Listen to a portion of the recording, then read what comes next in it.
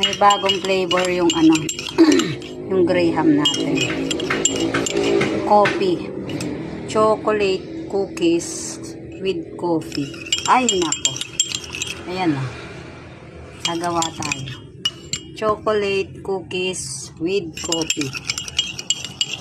Ready na. Yummy. Kailangan ganito yung creme densada nyo Kailangan yung creme densada nyo nakaganyan.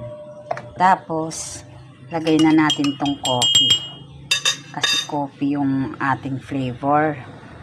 Ooh. Coffee with choco. Cookies chocolate. Tapos, hand mixer natin ng 3 minutes. Okay, so after 3 minutes, ganyan na yung nangyari. Nag-double na po yung volume niya.